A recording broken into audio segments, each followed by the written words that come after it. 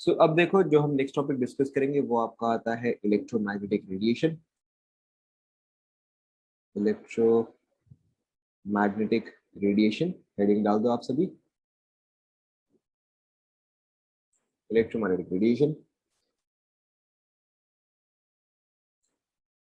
Now this is very simple. Electromagnetic radiation जो है वो किस तरह से ट्रैवल करता है बताओ। लाइट ट्रैवल्स इन, आप सभी ने ये चीज 1000 बार सुना होगा। Light travels in, what is the word that I am looking for? Not vacuum.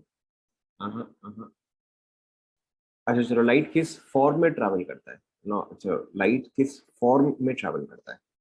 Correct, light travels in a wave, right. Light जो है वो एक वेव के फॉर्म में ट्रैवल करता है।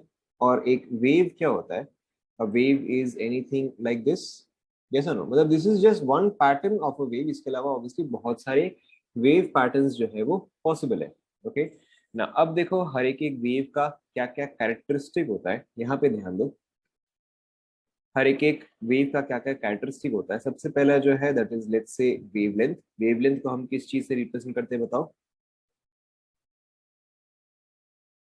Wavelength is correct, wavelength is lambda. And wavelength का definition क्या होता है? It is the distance, it is the distance, फटाफट लिखते जाओ। It is the distance between two consecutive two consecutive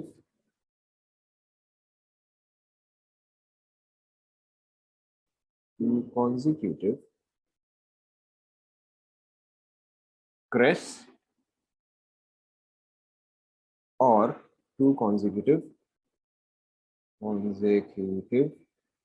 troughs। तो यानी कि या तो आप यहां से यहां तक का डिस्टेंस बोलो, दिस इज लैम्डा। या फिर आप यहां से यहां तक का डिस्टेंस बोलो, दिस इज ऑल्सो लैम्डा। या फिर इन जनरल जो है वो आप इस पॉइंट से लेके इस पॉइंट तक बोलते हैं। Let's call this A, let's call this B, let's call it fact let's call this B. इसको हम बोलते हैं सी, इसको हम बोलते हैं डी, इसको हम बोलते हैं E, F, G and H. Okay, so अब आप लैम्डा किसको किसको बोल सकते हो? या तो आप ए से ई बोल सकते हो, या फिर आप बी से एफ बोल सकते हो, या फिर आप डी से जी बोल सकते हो। ओके, लिख लो ये पूरा। ये आप सभी को आता है, इसमें ऐसा कुछ खास है नहीं। बताओ, अगर एक वेवलेंथ है तो फिर नेक्स्ट हम क्या डिस्कस करने वाले? Troughs, TROUGHS, troughs. Okay, now the next thing is your frequency. Frequency is represented by, very difficult. Frequency is represented by unit नहीं पूछ रहा मैं, represented by, राइट। फ्रीक्वेंसी को आप f से रिप्रेजेंट कर सकते हो, ओके, या फिर आप इसको न्यू से रिप्रेजेंट कर सकते हो। ठीक है, ये जो है थोड़ा फैंसी सा वी हुआ, ऑब्वियसली आप सभी को ही आता है। Now what is the definition of frequency? It is the number of waves, it is the number of waves passing through a point per second। Frequency क्या हुआ? It is the number of waves passing through a point पर second. कहने का मतलब क्या हुआ कि अगर सपोज करो एक वेव जो है वो ट्रैवल कर रहा है, ओके, एंड ये पॉइंट मैंने सिलेक्ट किया। नाउ लेट्स से कि 100 वेव्स जो है वो 10 सेकेंड्स में पास किया through this point. 100 waves have passed in 10 seconds. So effectively एक सेकेंड में कितना वेव पास करेगा बताओ? करेक्ट, 10 वेव्स पास करेगा every second through that point. So ये आपका क्या है? ये आपका फ्रीक्वेंसी है। So frequency is basically how many waves are passing through a point in space. Of course, we can also take another example. Suppose करो कि in a classroom there are 50 students, okay, and suppose करो कि ये 50 के 50 students को जो है मुझे क्लास से निकालना है within let's say 20 seconds और within let's say 10 seconds for example। अगर 10 सेकंड्स के अंदर मुझे हर एक स्टूडेंट को जो है बाहर निकालना है तो उसकी फ्रीक्वेंसी क्या होगी बताओ? Right, the frequency would be 5 students per second. Is this clear to everyone? So this is what frequency means. समझ में आ रहा है सभी को? ओके, नाउ नेक्स्ट आपका आता है स्पीड। स्पीड, अब स्पीड को जो है हम टिपिकली एस से रिप्रेजेंट करते हैं, ठीक है, या फिर आप कई बार देखोगे कि हम इसको सी से रिप्रेजेंट करते हैं। जब भी हम सी से रिप्रेजेंट करते हैं that always means speed of light. Okay, जब भी हम इलेक्ट्रोमैग्नेटिक रेडिएशन के केस में जब भी हम सी लिखते हैं it always means speed of light. Will come back to this in a second. Now speed क्या होता है? The speed with which the speed with which EMR, electromagnetic radiation travels. Now, in a vacuum,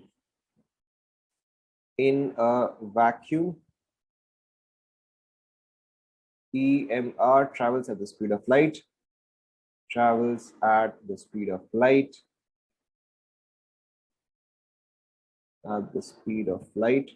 that is C, which is equal to, बताओ C का value कितना होता है? बहुत difficult सवाल पूछा मैंने। 3 into 10 to the power, correct, 8 metre per second. Copy कर लो। इसके अलावा स्पीड को हम फ्रीक्वेंसी और वेवलेंथ से कैसे रिलेट करते हैं बताओ? Speed is equal to frequency into wavelength. या तो आप कई बार इसको ऐसे लिखोगे, या तो हो सकता है कई बार आप इसको ऐसे लिखोगे, C is equal to mu into lambda. Okay, दोनों ही जो है, दोनों ही करेक्ट है, दोनों ही कॉमन है। लिख लो। मैंने अभी तक यहाँ पे कुछ भी स्पेशल नहीं पढ़ाया है, so it should not be difficult at all.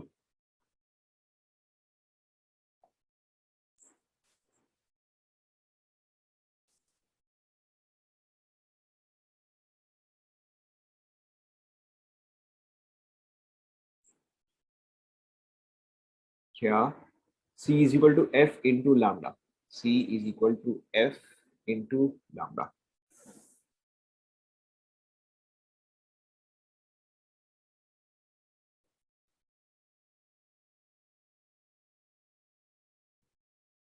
यहां तक सभी ने कॉपी कर लिया क्या?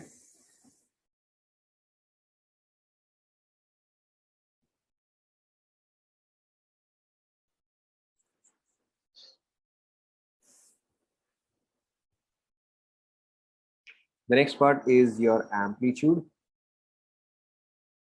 Amplitude क्या होता है बताओ? एम्पलीट्यूड को हम टिपिकली रिप्रेजेंट करते हैं बाय ए। टिपिकली आप ए ही देखोगे, बट ऐसा कोई फिक्स्ड नहीं है। C is equal to mu into lambda.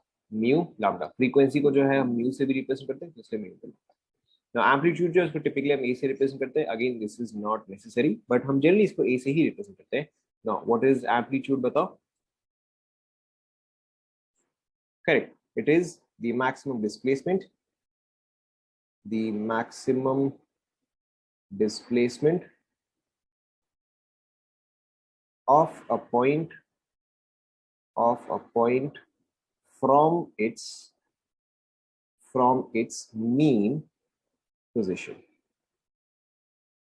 Right. And amplitude को हम मेजर कैसे करते हैं? जैसे कि सपोज करो ये जो है ये आपका वेव हुआ, देन जो हाईएस्ट डेविएशन है इसको हम बोलते हैं मीन पॉइंट। जो आपका एक्सिस है यहाँ पे वही चीज जो है आपका मीन पोजीशन हो गया, एंड जो आपका मैक्सिमम डिस्प्लेसमेंट है दैट इज योर एम्पलीट्यूड। लिख लो।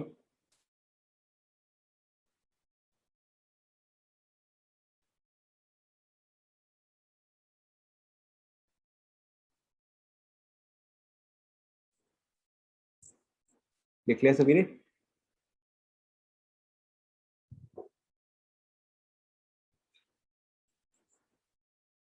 Now the next one is time period. Time period को हम रिप्रेजेंट करते हैं T. Now what does time period mean बताओ?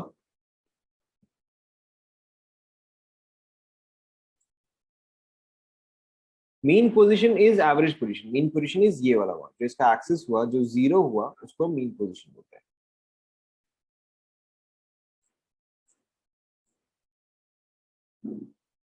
टाइम पीरियड देखो आपका क्या होता है? It is the time needed by a wave to completely to completely pass through a point, pass through a point. Okay, या तो हम ये बोल सकते हैं कि अगर मेरे पास सपोज करो एक वेव जो है वो यहाँ पे एंटर किया, तो इस पूरे वेव को बाहर निकलने के लिए कि वो पहले यहाँ से यहाँ तक जाएगा, फिर ये और आगे पुश होगा, फिर ये और आगे पुश होगा। सो जितना टाइम लगता है एक पूरा वेव को निकलने के लिए कोई भी एक पॉइंट से, that is called as the time period. Okay, जैसे कि for example again taking the example of our students and so on, let's say कि इस डोर के थ्रू, ओके, लेट्स से कि इस डोर के थ्रू फाइव स्टूडेंट्स जो है वो निकलने के लिए 10 सेकेंड्स ले रहे हैं। तो हर एक स्टूडेंट को निकलने के लिए कितना टाइम लग रहा है? करेक्ट, 2 सेकेंड्स लग रहा है। So that is the time period. एक कंप्लीट वेव को एक पॉइंट से गुजरने के लिए कितना पॉइंट लगता है, that is your time period. Okay, या फिर हम चाहे तो यहाँ पे एक और भी डेफिनेशन लिख सकते हैं, this is also very common. The time the time taken by a wave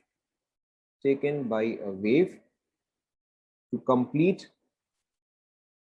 complete one vibration is time period. Okay, and time period ये अगेन आपको पता ही है, इसको हम कैसे किससे रिलेट करते हैं बताओ? T is equal to 1/f। ये तो आप सभी को आता ही है।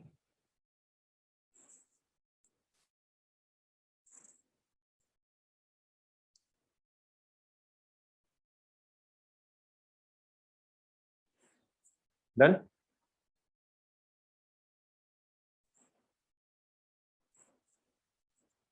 डन। ओके, इसके अलावा नेक्स्ट आपका आता है wave number. Now wave number is represented by, does anybody know? Wave number हो सकता है आपने नहीं सुना होगा। सो वेव नंबर जो है उसको रिप्रेजेंट करते हैं by mu bar. Okay, mu bar, ये जो है ये फ्रीक्वेंसी का ही म्यू है, बस आप इसके ऊपर जो है एक बार डालते हो। Now what does wave number mean? It is very simply the number of waves present per unit length, present per unit length। यहाँ पे पर यूनिट लेंथ का मतलब होता है 1 मीटर। पर यूनिट लेंथ का मतलब हुआ 1 metre. Now this is very simple. Suppose करो कि एक वेवलेंथ जो है, सपोज करो कि एक वेवलेंथ जो है उसका value is let's say 10 centimetre. एक वेवलेंथ जो है उसका value is let's say 10 centimetre. तो 1 मीटर में कितने वेव्स फिट होंगे? करेक्ट, 1 मीटर में जो है 10 वेव्स फिट होंगे। तो that is your wave number की बेसिकली 1 मीटर में कितने वेव्स फिट होते हैं। लेट्स से कि वेवलेंथ जो है that is let's say 2 centimetre, that is let's say 2 centimetre. तो वेव नंबर कितना आ जाएगा बताओ? यानी कि 1 मीटर में कितने फिट होंगे? करेक्ट, 1 मीटर में आपके जो है 50 फिट होंगे। समझ में आ रहा है सभी को?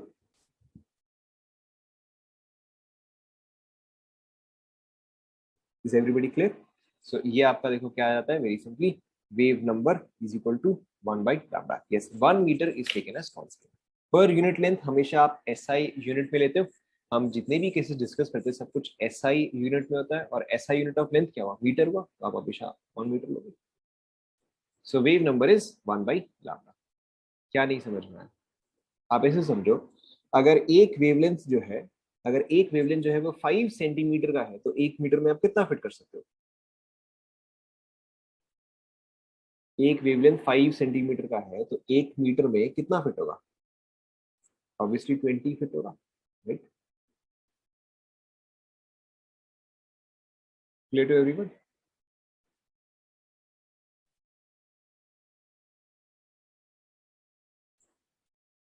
Now there is one more term called as angular frequency. Now this is not a very ये टर्म जो है वो हम यहाँ पे यूज नहीं करेंगे। ये टर्म जो है ये आप फिजिक्स में ज्यादा यूज करोगे, खासकर रोटेशन में। ये चीज आप यहाँ पर यूज नहीं करोगे। फिर भी मैं आपको सिर्फ फॉर्मूला बता देता हूँ, जस्ट इन केस आप कहीं पे देखो तो ये चीज यहाँ पर आपका काम नहीं आएगा। फिर से बोल रहा हूँ, ये चीज यहाँ पे आपका काम नहीं आएगा, बट फिर भी मैं आपको बस फॉर्मूला जो है वो बता दे रहा हूँ। एंगुलर फ्रीक्वेंसी जो है वो होता है omega, and omega is given by, this is not W, this is omega. Okay, omega जो है that is given by 2 pi F. ये चीज आप याद रख लो। ये चीज यहाँ पे आपका काम नहीं आएगा, बट स्टिल देन मैंने आपको बता दिया।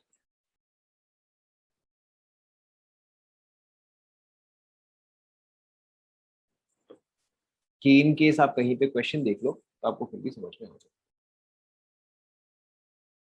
लिख लिया सभी ने?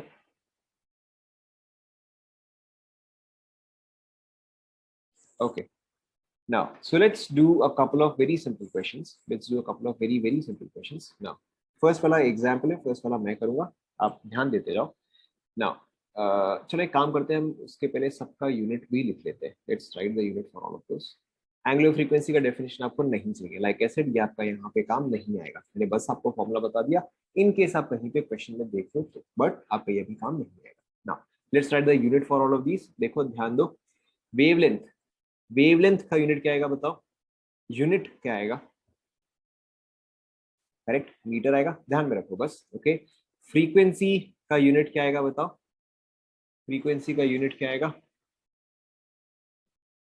करेक्ट, फ्रीक्वेंसी का यूनिट आएगा सेकंड इनवर्स। सेकंड इनवर्स को जो है हम रखते हैं hertz, H Z. 1 hertz is equal to 1 second inverse, ये चीज आप ध्यान में रखना। ओके, सेकंड इनवर्स और hertz, H Z. Speed obviously metre per second, ये तो कुछ खास है नहीं। Amplitude, amplitude is basically displacement, ये भी किस में आएगा बताओ? करेक्ट, ये भी आपका मीटर में आएगा। टाइम पीरियड, ये तो बहुत ही सिंपल है, टाइम किस में आएगा? ऑब्वियसली सेकेंड्स में आएगा। Wave number, okay this is wave number is wavelength, तो इसका यूनिट क्या आएगा बताओ? वेरी गुड, इसका भी आएगा metre inverse. Okay, and angular frequency, ये तो फ्रीक्वेंसी के बराबर ही है, ये आपका आएगा सेम सेकंड इनवर्स। यहां तक पहले सभी को समझ में आया? Is everybody clear? Yes, okay let's move on then. Now ध्यान दो, पहला वाला एग्जांपल है, पहला वाला मैं कर रहा हूं। If the frequency, wave number is 1/wavelength, so 1/meter, meter inverse. Now ध्यान दो, if the frequency of an electromagnetic radiation is equal to let's say 6, yes angular frequency का hertz ही आएगा, is let's say 6 gigahertz, is 6 gigahertz, then what is the wavelength? Then what is the wavelength? Okay, ना ये वाला example है, ये वाला पहले मैं आपको बताऊंगा ना। देखो यहाँ पे मैं क्या दिया हुआ है, यहाँ पे मैं फ्रीक्वेंसी दिया हुआ है, हमें निकालना जो है वो वेवलेंथ है। फ्रीक्वेंसी दिया हुआ है, वेवलेंथ निकालना है। फ्रीक्वेंसी एंड वेवलेंथ कौन से फॉर्मूला से रिलेटेड है बताओ? फ्रीक्वेंसी एंड वेवलेंथ जो है वो कौन से फॉर्मूला से रिलेटेड है? वो रिलेटेड है C is equal to F into lambda से। okay, c is equal to f into lambda से related है। now speed of all electromagnetic radiations is same as speed of light, ये चीज आपको ध्यान में रखना है। speed of all electromagnetic radiation, जब तक आपको कोई भी और इंफॉर्मेशन नहीं दिया गया है, you can always assume as that same as speed of light। now ध्यान दो, so speed of light is 3 into 10 to the power 8 which is equal to frequency is 6 gigahertz, तो 6 into गीगा कितना आएगा बताओ? 10 to the power, very good, giga जो है वो आपका आएगा 10 to the power 9। मैं आपको एक बार यूनिट बता दे रहा हूँ, आपको इसके आगे जो है यूनिट हमेशा याद रह जाना चाहिए। सबसे पहले आपका आता है kilo, kilo is 10 to the power 3।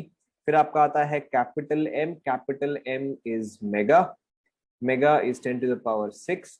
इसके बाद क्या आएगा? इसके बाद आपका आएगा जी और giga, giga this is 10 to the power 9। And gigabyte आप कंप्यूटर के हिसाब से समझो ना, किलोबाइट, मेगाबाइट, गीगाबाइट, एंड फिर उसके बाद क्या आता है बताओ?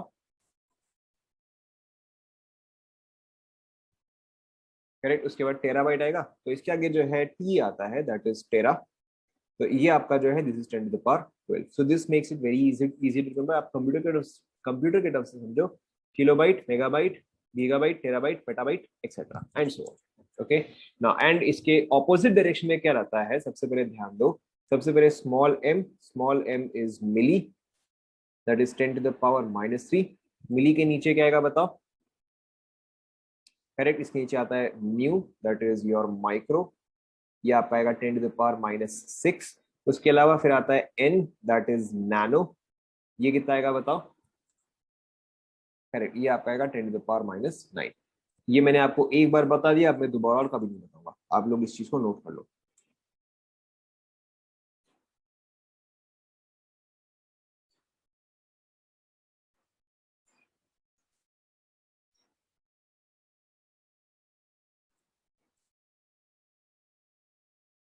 देखो चेक करो।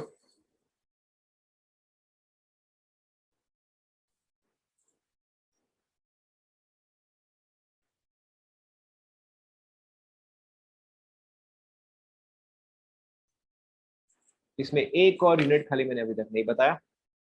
इसमें एक और यूनिट खाली मैंने अभी तक नहीं बताया। नो, एक और यूनिट जो है वो फिक्स्ड है। एक और unit is a knot. Okay, this is called as angstrom. Angstrom. And इस चीज का वैल्यू कितना होता है बताओ? 10 टू द पावर, बताओ। ऐसा जरूरी नहीं है, ऐसा जरूरी नहीं है। 10 to the power, correct, this is 10 to the power -10। एक और चीज आपको जरूरत पड़ेगा। यहाँ पर ऊपर में तो स्पेस नहीं है, मैं नीचे में लिख रहा हूँ। एक और आता है आपका P, that is your pico. Pico is 10 to the power -12। Okay, ये सब कुछ आप नोट कर लो और ढंग से नोट करना।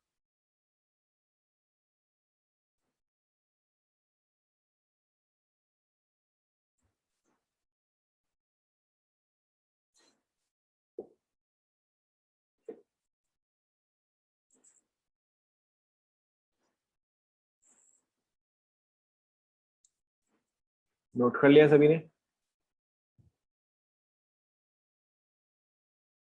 ना? यहाँ पे मैंने वेवलेंथ जो है वो मीटर में निकाला एंड देन सेंटीमीटर में निकाला। आप ऐसा कर सकते हो या आप चाहे तो मीटर में छोड़ सकते हो, it does not matter.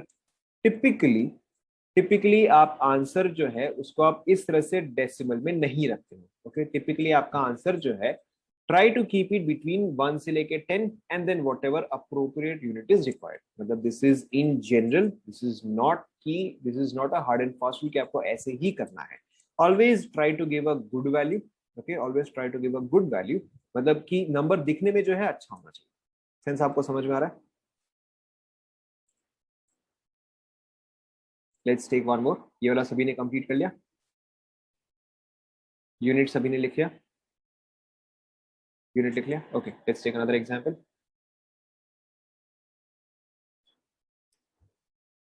Copy कर लो।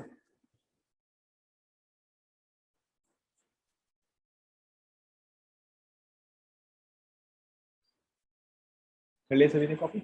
ओके, ना ध्यान दो। Let's take another example. What is the frequency of an electromagnetic wavelength if its wavelength is equal to, let's say, 5 angstrom? Try करो। बहुत डिफिकल्ट सवाल, ये वाला आप खुद से ट्राई करो।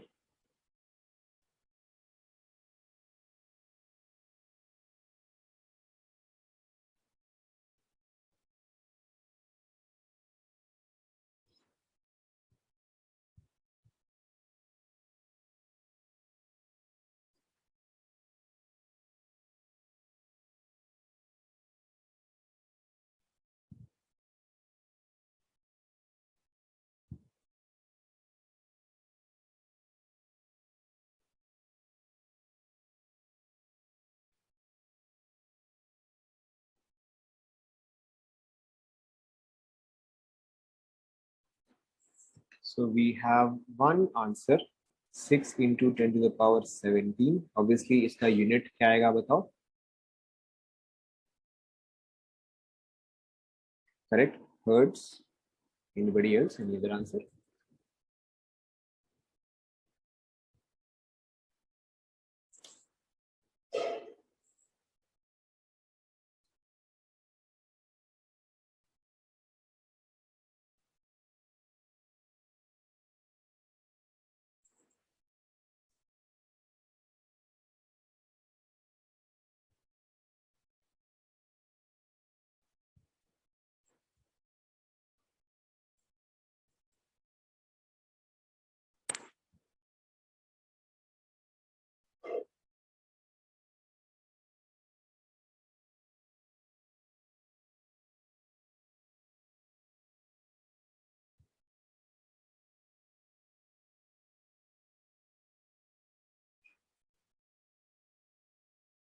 Okay, we have another answer, 6 into 10 to the power 19 hertz।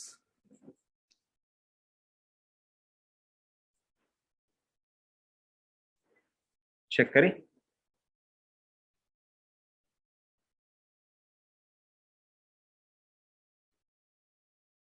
Check करते हैं। ओके देखो this is not difficult at all. So ये आपका देखो क्या आ जाएगा, c is equal to F into lambda. c is equal to F into lambda. अब c का वैल्यू तो अब आपको परफेक्टली पता ही है, so this is 3 into 10 to the power 8 is equal to f into lambda is 5 angstrom, so 5 into, अभी just मैंने आपको बताया कि एंगस्ट्रॉम जो है वो 10 टू द पावर कितना होता है बताओ, minus 10 to the power minus, correct, it is 10 to the power minus 10। Right, so यहाँ पे देखो अब आपका फ्रीक्वेंसी क्या आ जाएगा, दोनों को आप यहाँ पे शिफ्ट करो, so this is 0.6 into 10 to the power 18 hertz. But again जैसा मैंने आपको बोला, always try to keep a good value, तो ये आप इसको एक्चुअल में आपको कैसे लिखना चाहिए, 6 into 10 to the power 17 hertz. Is this clear to everyone?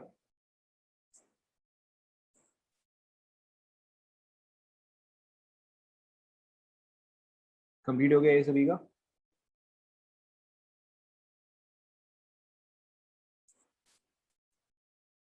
Next question देखें, नेक्स्ट क्वेश्चन देखें। Okay let's look at the next question. Question, what is the lambda and frequency of an electromagnetic radiation if wave number is equal to, let's say, if wave number is equal to, let's say, 10,000, sorry, if wave number is equal to, let's say, 10 to the power 6 meter inverse. Try करो।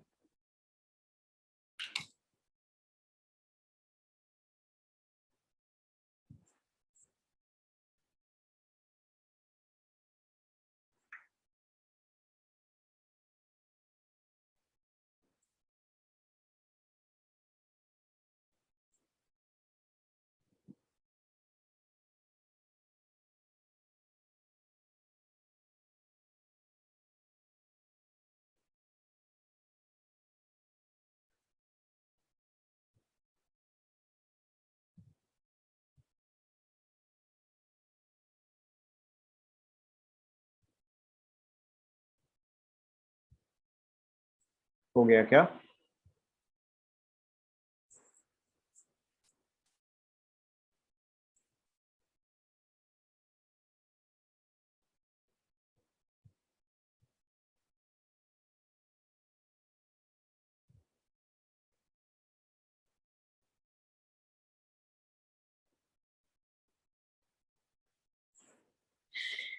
So we have some options, एक है lambda का, एक है frequency का। सो lambda मुझे काफी लोग बता रहे हैं 10 to the power minus 6। Okay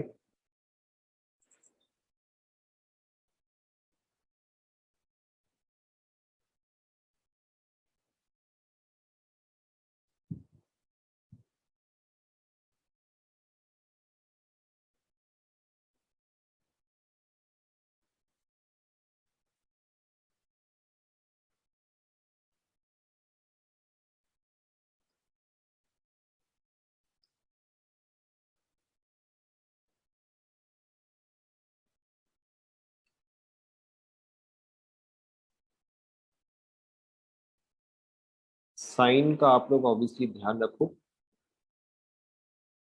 क्योंकि 10 पावर प्लस 14 और 10 पावर माइनस 14 में काफी डिफरेंस होता है।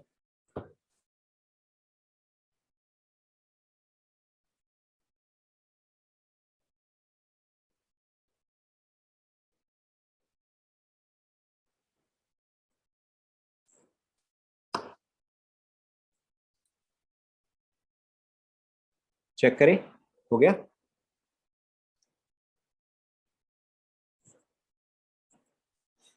सो not difficult at all again. So lambda is equal to क्या आएगा आपका, 1 बाई वेव नंबर आ जाएगा। सो ये आपका क्या गया, this is 10 power minus 6 and obviously ये क्या आएगा, ये मीटर में आएगा क्योंकि ये मीटर इनवर्स है, तो ये जो है मीटर में आएगा। Right, and frequency is equal to, अब तो आपको समझ में आएगा, सी बाई लामडा। अगर आपका देखो, अगर c is equal to F lambda है तो फ्रीक्वेंसी क्या रहेगा, c बाई लामडा आ जाएगा। मैं यहाँ पर डायरेक्टली लिख रहा हूँ, frequency is equal to c by lambda, that is 3 into 10 to the power 8 divided by 10 to the power minus 6। तो ये देखो आपका क्या रहेगा, 3 into 10 to the power 14। Check करो, ये आपका आ जाएगा hertz. Is this clear to everyone? किसी को कोई डाउट? किसी को कोई डाउट नहीं? Okay, let's check the next question. If time period is equal to 2 nanoseconds for a wavelength for an electromagnetic radiation, find frequency, wavelength, wave number. Try करो.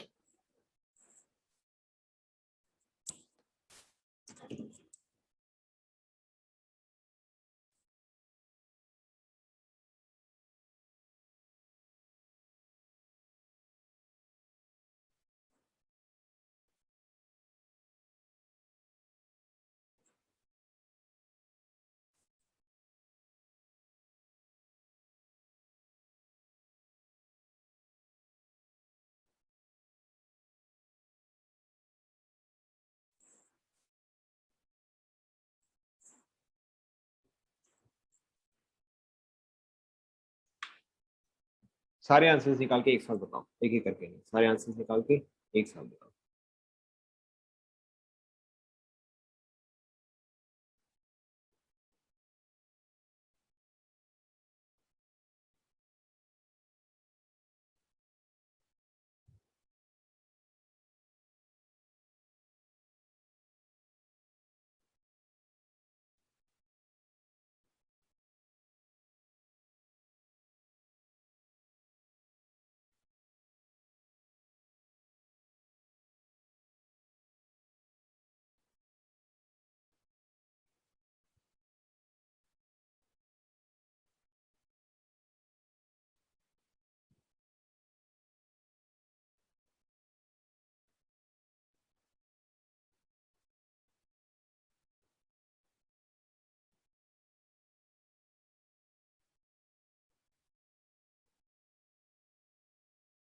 Time period is 2 nanoseconds. 2 ns, 2 nanoseconds.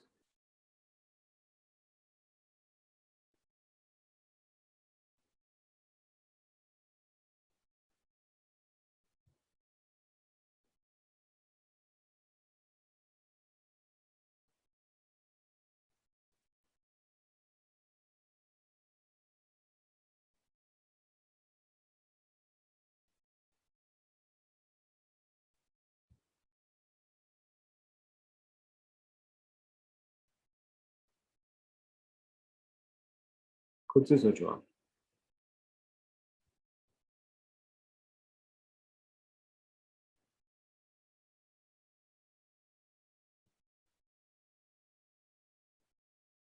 Check करें.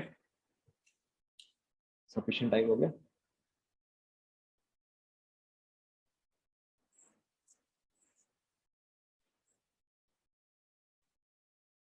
सो देखो, check करते हैं, आप लोग खुद से अपने अपने आंसर्स जो है वो चेक कर लेना. So frequency is equal to 1 by time period. So 1 by 2 nano seconds. 2 into बताओ कितना आएगा, 10 टू द पावर. नैनो कितना होता है, 10 to the power. Correct, it is 10⁻⁹. So ये देखो, ये मेरा कितना आ जाएगा. So this is 5 into 10 to the power 8 hertz. Frequency जो है वो ये आना चाहिए. चेक करो एक बार. फ्रीक्वेंसी आया. ओके, तब बाकी का तो कुछ और खास है नहीं. वेवलेंथ इज इक्वल टू आपका c बाई एफ आ जाएगा. क्या हुआ, ये आएगा.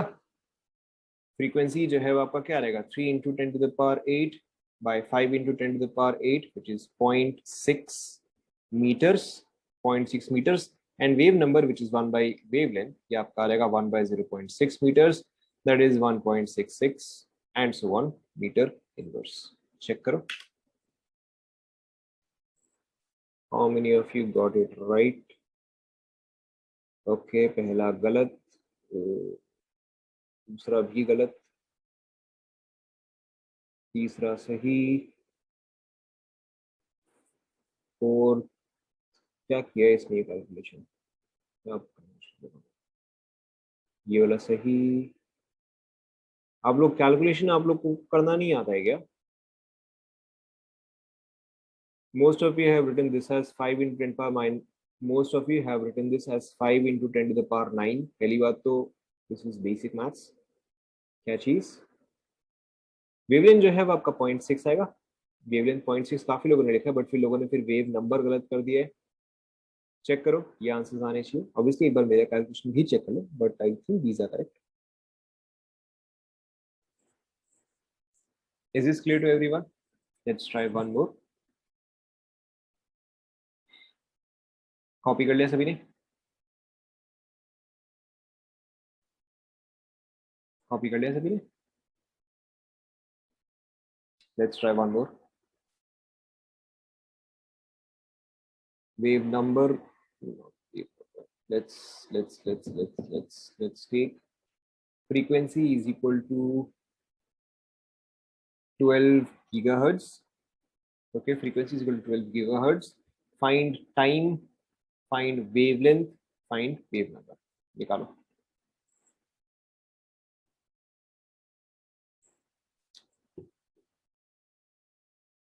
And do better calculations. Last time कितना calculation?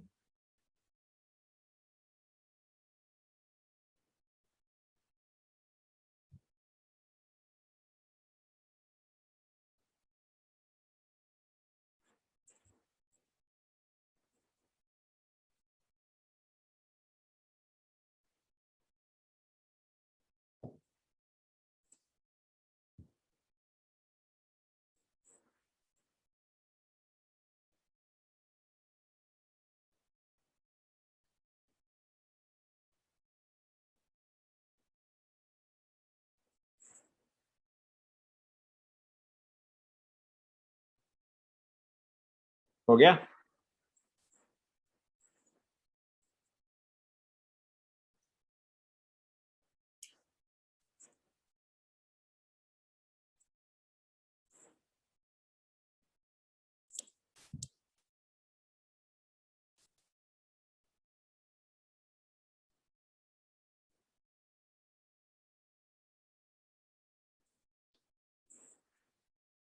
क्या आंसर है बताओ?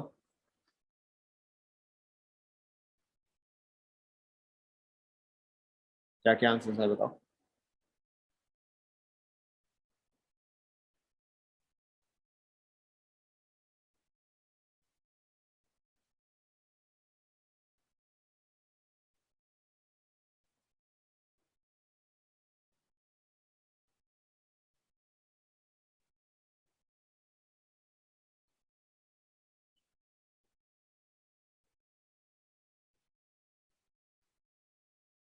क्या आंसर है बताओ?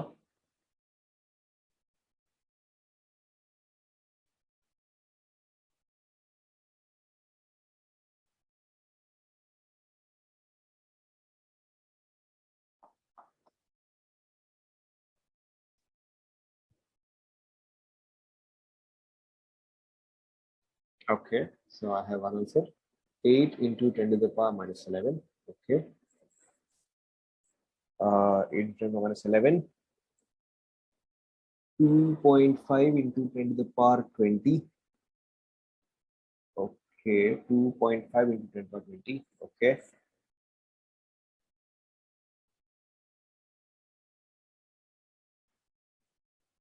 हालांकि ये तुमसे देखते ही गलत दिख रहा है।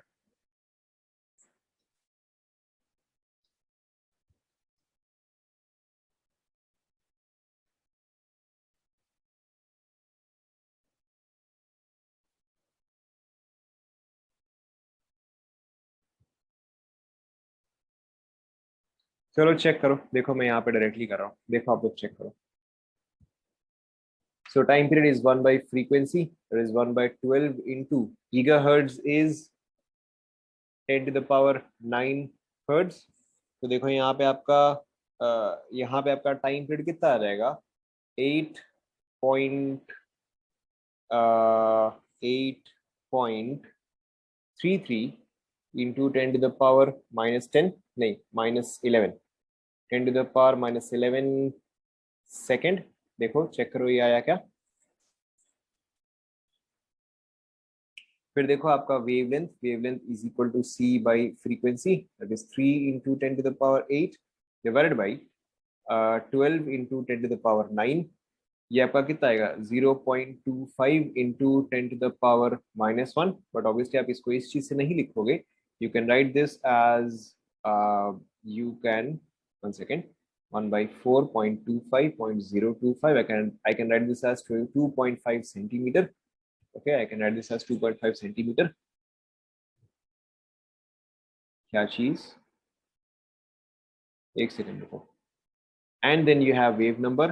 वेव नंबर इज बेसिकली इसका उल्टा. तो ये तो मुझे दिख ही रहा है. ये आपका कितना आ जाएगा? ये आपका आ जाएगा 40 मीटर इनवर्स. ओके, चेक करो.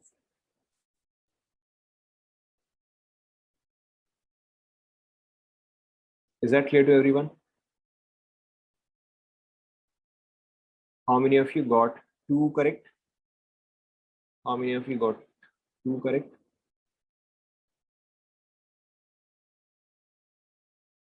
You got 3 right? चलो ठीक है. Got all correct? चलो very good. चलो ठीक है. Then I guess आप लोग को ये जो है, then I guess ये वाला जो है, ये वाला complete. Okay, let's move ahead.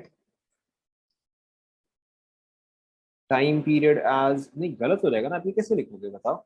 12 into 10 to the power minus 9 second and 8.33 into 10 to the power minus 11 second. ये सेम कैसे होगा बताओ? तो अलग अलग हो गया ना. तो काफी डिफरेंट है. Okay, these are not the same.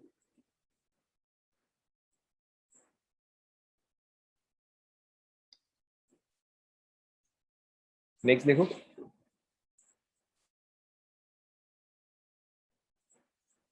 Next देखो. Okay, so the next part is quantum nature. The next part is quantum nature of electromagnetic radiation. The next part is quantum nature of electromagnetic radiation. इसमें आप लिखो electromagnetic radiations were classically considered as waves. However, some experiments bracket में photoelectric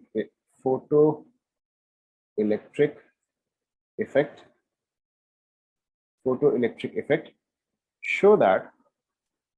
show that electromagnetic radiations have particle nature as well. इसका मतलब क्या होता है ये सब हम आगे देखेंगे. अभी के लिए आप बस इसको लिखते जाओ. Electromagnetic radiations were classically considered as waves. However, some experiment bracket में photoelectric effect show that electromagnetic radiations have particle nature as well. Hence, one particle or quantum का मतलब होता है उसका स्मॉलेस्ट यूनिट. ओके, क्वांटम का मतलब होता है उसका स्मॉलेस्ट यूनिट. जैसे कि अगर हम एक क्लास लेते हैं. Okay, if we take a class of 50 students, तो उसका स्मॉलेस्ट यूनिट क्या होगा? उसका स्मॉलेस्ट यूनिट होगा एक single student. Okay, so quantum is basically the smallest part of anything. Okay, जैसे कि आपने पढ़ा होगा कि plants and animals are made up of cells. तो उस केस में स्मॉलेस्ट यूनिट जो होगा या क्वांटम जो होगा that would be one single cell. क्या ये आप सभी को समझ में आ रहा है? Quantum basically smallest particle. Clear? Okay, hence one particle or quantum of light is called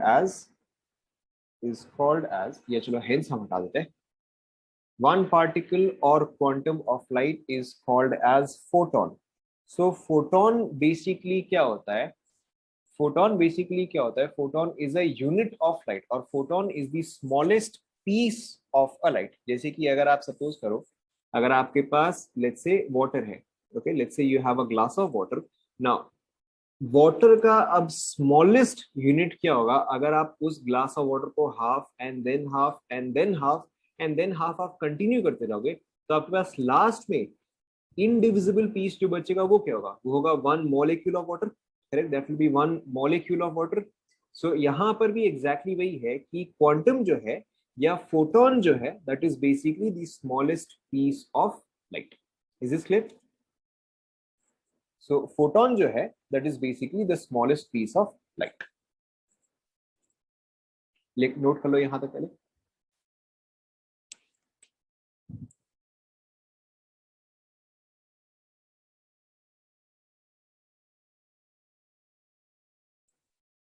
okay फिर इसी में फिर आप कंटिन्यू करो. This means this implies that energy is quantized. Energy is quantized, that is discrete values are possible. It is discrete values are possible. Now अब देखो इस चीज का मतलब क्या होता है. Taking a very simple example, let's say अगर आपको बोला जाए, ओके ध्यान दो, so this implies that energy is quantized, यहाँ पे एन है, energy is quantized or discrete values are possible. Now what does this mean? Let's say that there are two people. Okay, let's say that there are two people. Now one of the person says कि उसके पास उसके purse में, okay, उसके पास उसके purse में right now he has 101 rupees for example. ठीक है, उसके पास let's say कि 101 rupees है. ये सेकंड पर्सन जो है, this is person A, this is person B, ये सेकंड पर्सन जो है ये बोल रहा है इसके पास इसके पर्स में in terms of notes and coins he has exactly 103 rupees and 503 पैसे. ओके 103 रुपीज 503 पैसे. कौन सा आदमी है जो कि झूठ बोल रहा है?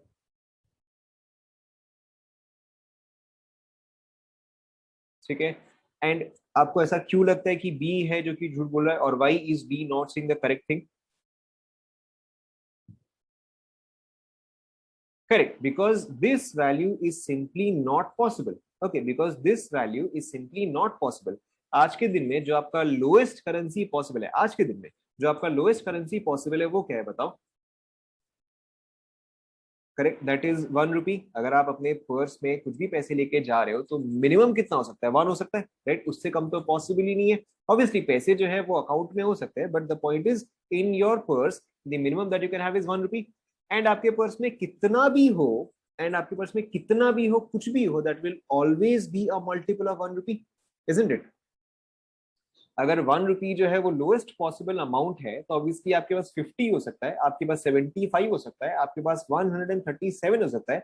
But is it possible for you to have 212 rupees 50 paise if 1 rupee is the smallest unit?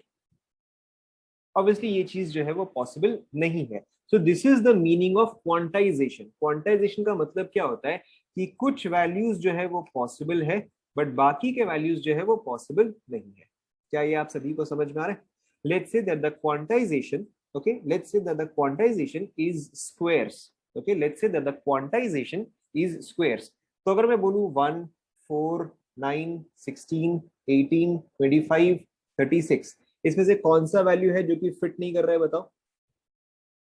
Obviously इसमें से 18 वो वाला वैल्यू है जो कि फिट नहीं कर रहा है. Okay, so quantization also depends on the rule कि अच्छा मैंने क्या रूल यहाँ पे सेट किया है. Let's say the quantization is based on even numbers. Let's say even numbers, तो 4, 6, 9, 11, 12, 14, 17, 18, कौन कौन से यहाँ पे फिट नहीं करेंगे बताओ? करेक्ट है, यहाँ पे 9 फिट नहीं करेगा, 11 फिट नहीं करेगा एंड 17 फिट नहीं करेगा. सो क्वांटाइजेशन जो है, क्वांटाइजेशन का मतलब only some values are possible, the rest of the values are not possible. Is this clear to everyone? सभी को समझ में आया? नाउ डिस्क्रीट वैल्यूज का मतलब जो है एग्जैक्टली वही है. डिस्क्रीट वैल्यू का मतलब एग्जैक्टली वही होता है कि only some particular values can happen. Is this clear to everyone?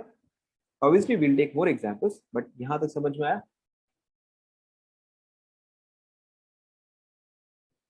Okay, we can also take probably one more example. देखो, सो एक मॉलिक्यूल ऑफ वाटर, एक मॉलिक्यूल ऑफ वाटर, इसका वेट कितना आएगा बताओ?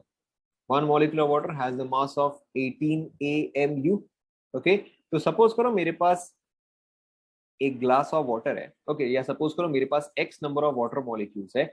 Now is it possible for me, देखो, is it possible for me to have 50, sorry, is it possible for me to have 54 AMU? Is it possible for me to have 54? Is it possible for me to have 60 AMU? बताओ. This is case A. Case B, कौन सा possible है, कौन सा possible नहीं है? Correct, ए जो है वो पॉसिबल है, बट बी जो है वो तो पॉसिबल ही नहीं है. क्यों? क्योंकि मेरे पास कितना भी वाटर हो, it always has to be a multiple of 18 AMU, right? Because 54 AMU is a multiple of this, तो ये वैल्यू जो है वो पॉसिबल है, बट ये वैल्यू जो है वो सिंपली पॉसिबल ही नहीं है. Is this clear to everyone now? Is everybody clear on the meaning of quantization and discrete?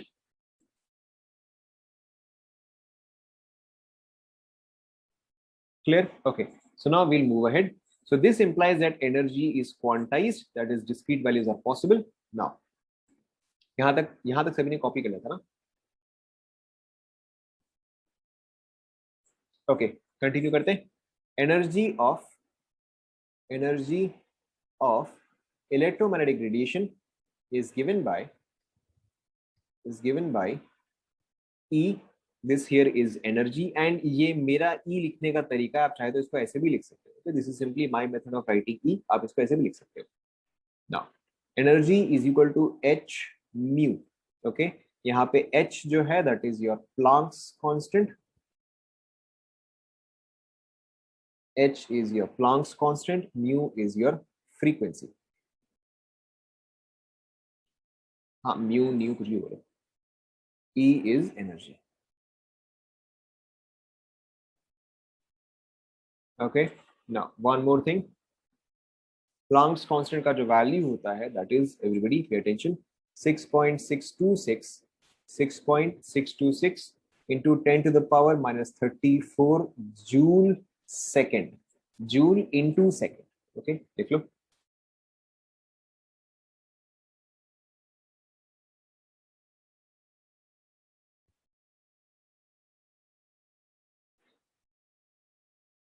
रुक जाओ, अभी आप रुक जाओ. जो मैंने नहीं पढ़ाया उसके लिए आप वेट करो.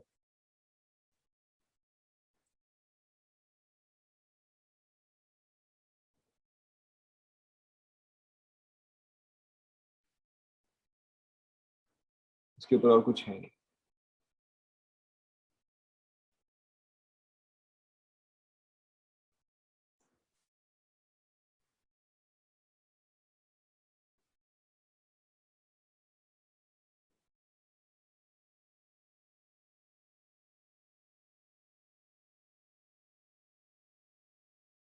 हो गया, लिख लिया. इतना कुछ खास है नहीं यहाँ पे ना. इसके अलावा देखो, c is equal to mu into lambda. So mu is equal to c by lambda. So अगर मैं इसी फॉर्मूले को मॉडिफाई करूं तो बताओ क्या आएगा?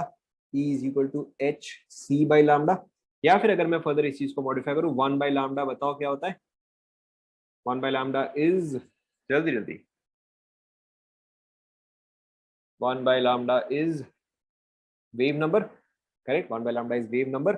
सो या फिर आप इसको ऐसे भी लिख सकते हो as E is equal to H C mu bar. Okay, इसमें से कोई सा भी फॉर्मूला आपको दिया जा सकता है या आपको कोई सा भी क्वेश्चन दिया जा सकता है. You yourself have to understand कि आपको यहाँ पे कौन सा फॉर्मूला यूज करना पड़ेगा. Is this clear to everyone?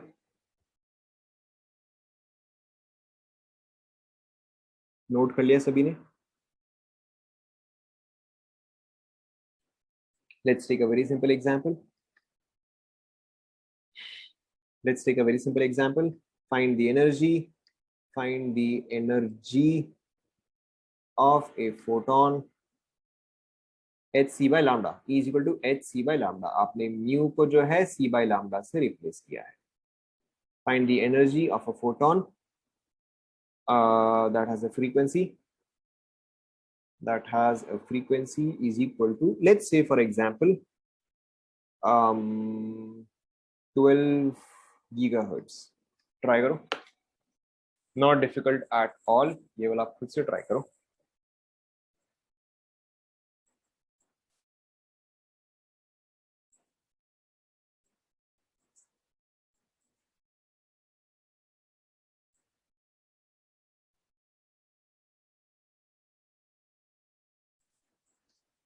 क्या आंसर आया बताओ?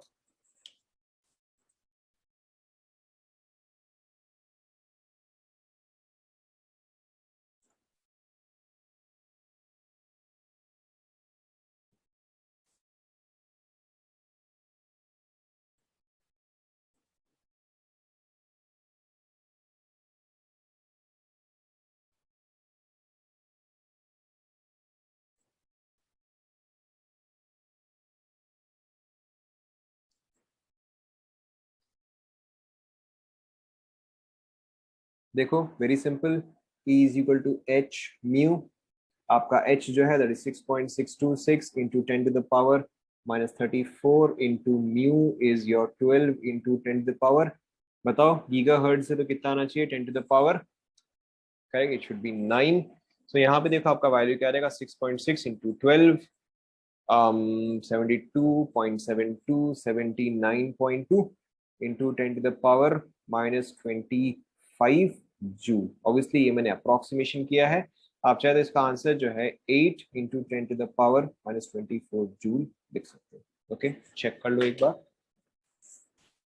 चेक कर लो, मैंने तो बहुत फटाफट कैलकुलेशन किया है, of course you should check it.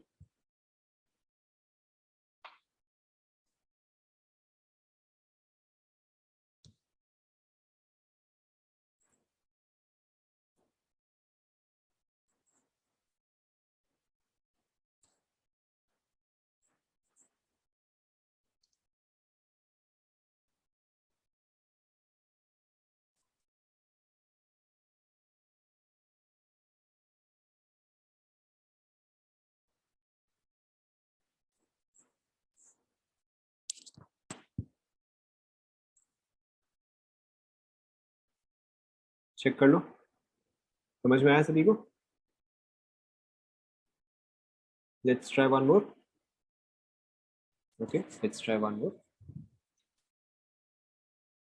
Find the energy, find the energy of a photon having wavelength is equal to, let's say, 400 angstrom. Try करो। Having wavelength is equal to 400 angstrom. Try करो।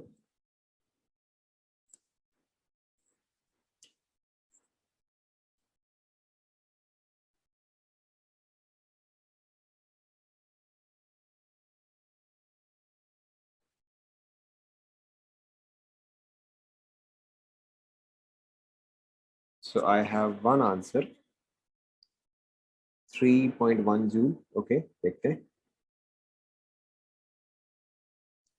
Powers का हमेशा आप लोग ध्यान रखें, क्योंकि clearly मुझे दिख रहा है आप लोग पावर्स पे ध्यान नहीं दे रहे हो।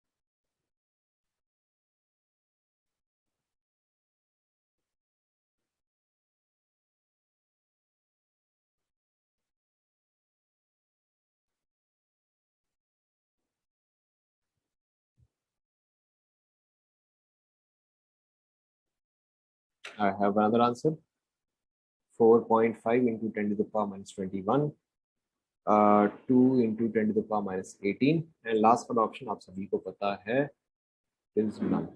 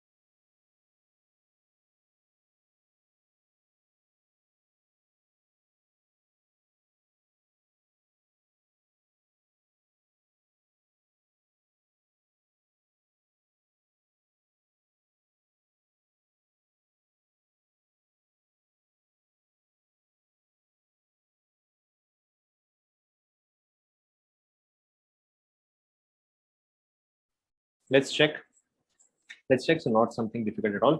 सो ई इज इक्वल टू क्या आएगा, एच सी बाई लैम्डा आ जाएगा। बस अब आप यहाँ पे वैल्यू डालते जाओ। So 6.626 10 to the power minus 34 into 3 10 to the power 8 divided by 400 into angstrom, यानी कि 10 to the power कितना आएगा बताओ। करेक्ट, 10 पावर माइनस 10 आएगा। अब बस यहाँ पर और तो कैलकुलेशन ही है। So this is 10 to the power minus 8, this is 16, this is 18, this is 19.8 by 4, 19.8 by 4, 4 point approximately 19.8, हम 20 ले लेते हैं तो क्या रहेगा, 5 into 10 to the power minus 18 आ रहेगा। चेक करो,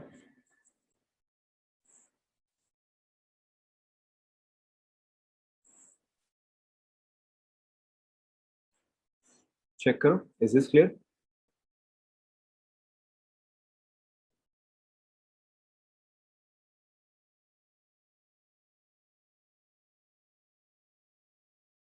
Clear? Let's try one more. Let's try one more. Last question for the day.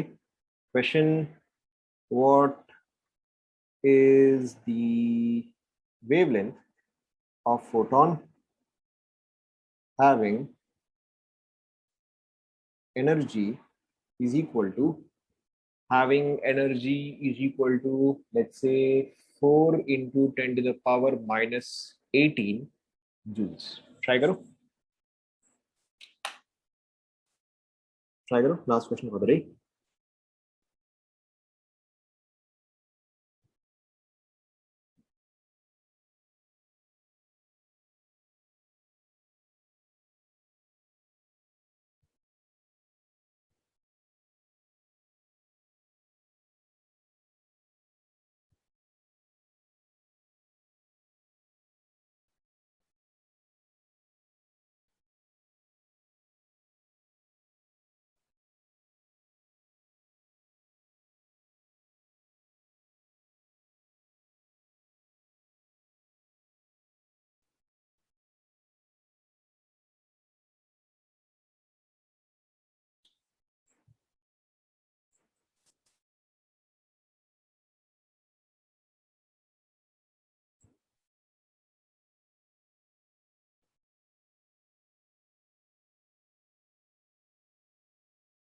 So I have an answer: 500 angstrom. Option B, 495 into 10 to the power minus 8 meters. Okay. 4.9. Sorry, 4.9. 5 into 10 to the power minus 8, वो तो यही हो गया, option B ही हो गया।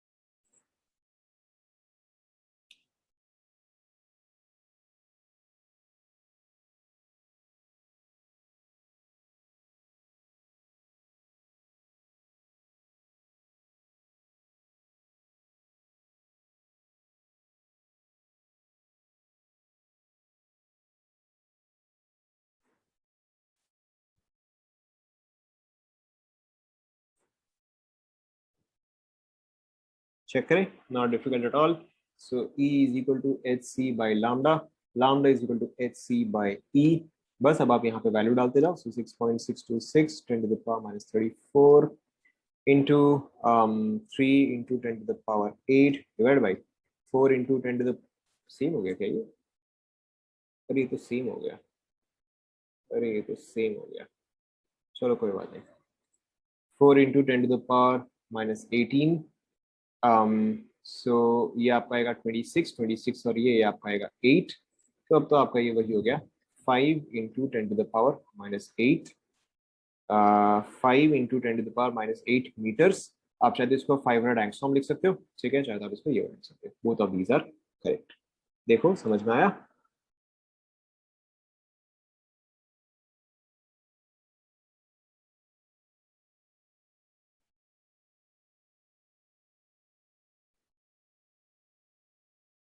Is that clear?